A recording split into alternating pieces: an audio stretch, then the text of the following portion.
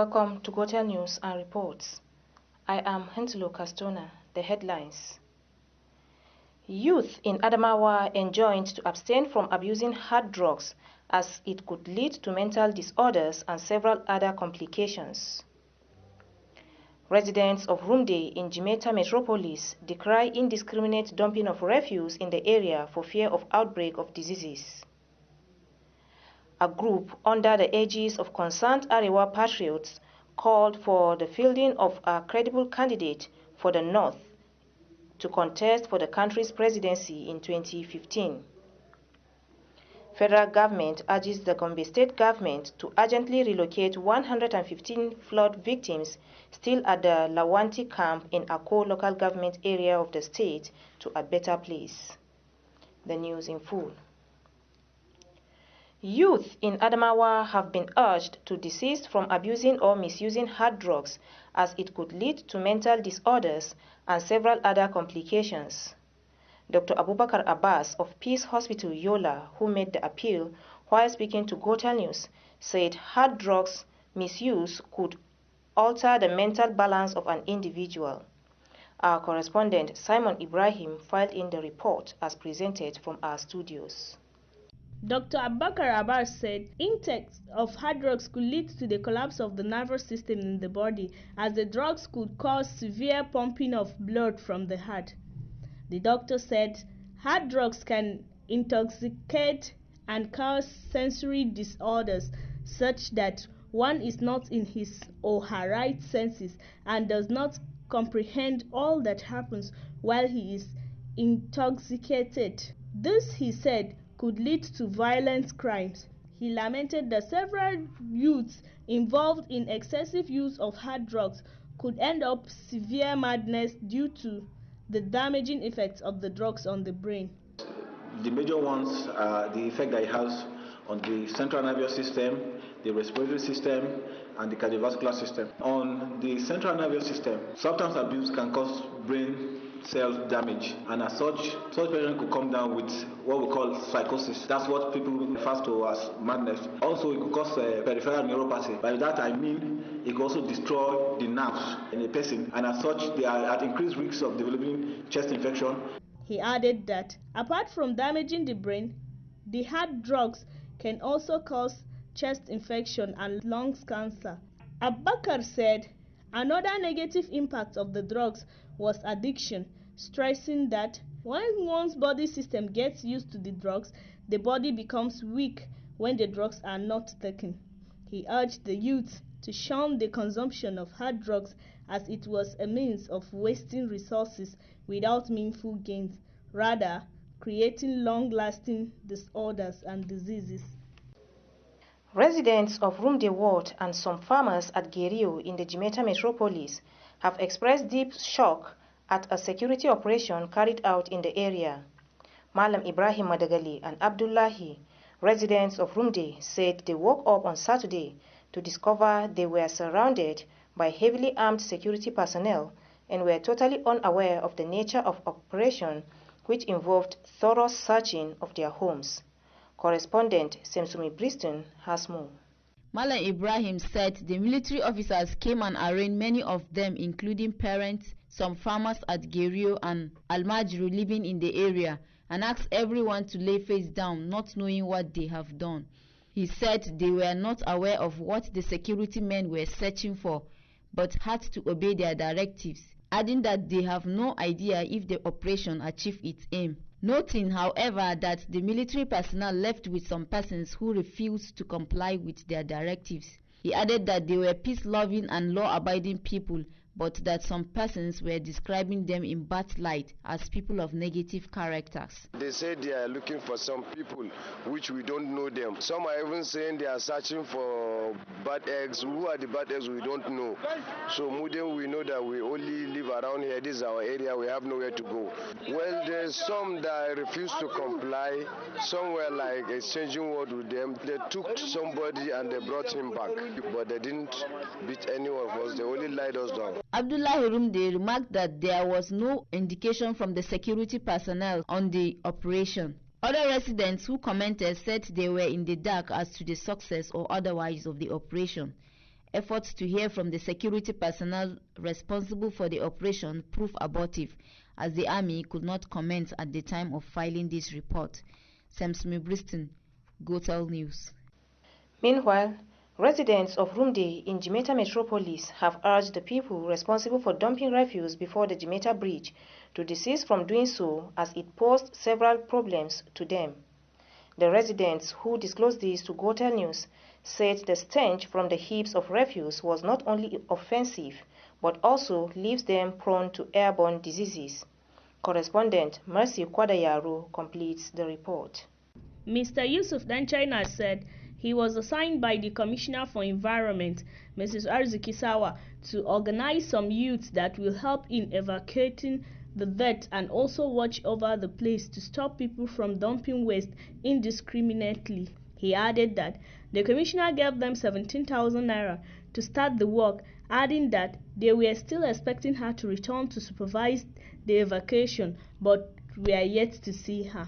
Hayakin sa yana affecting namu sosai, mu karan kanmu ba mu jin dadi saboda me da ba mu jin dadi duk abunda masu yan cikin gari suka debo za su zo ba mu magana saboda abun yana damu mu majority daga cikin anguwan Jimeta gabaki ɗaya suna kawa.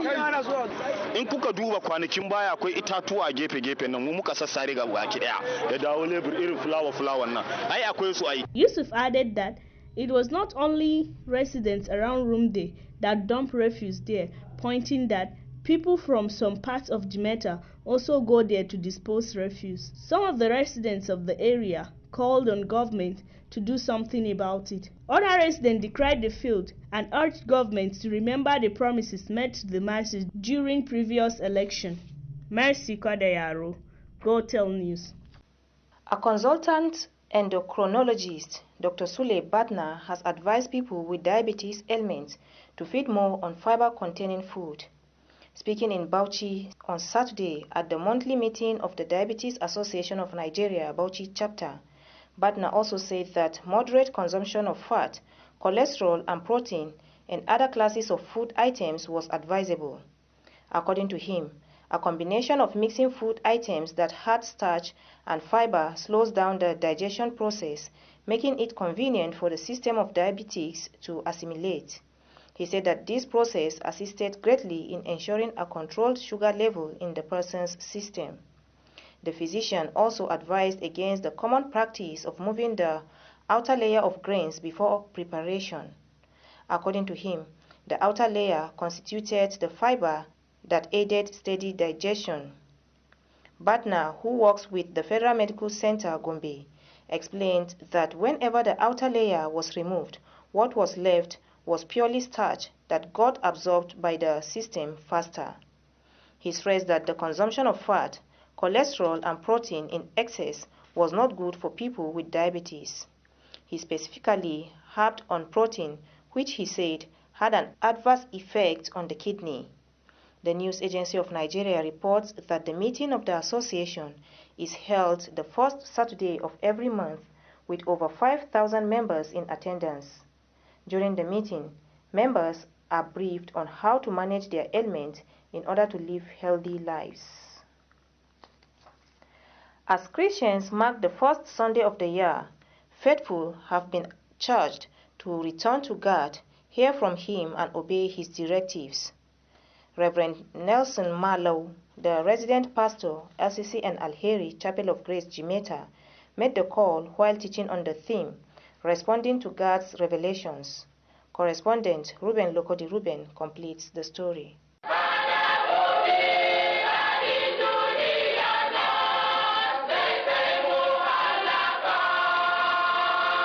Reverend Nelson Marlow said obeying God remains the only way to bringing salvation to mankind, stressing that as people started 2013 with new hopes and high expectation, beginning a new life with Jesus Christ is the only solution to their problems. Reverend Nelson Marlow, who took his text from the book of Matthew chapter 2 verse 1 to 12, said Jesus Christ was born to bring salvation to mankind. He called on Christians to return to God as He was the only way to make them grow as a people, a church and as a nation, if only they rely on God to direct their paths.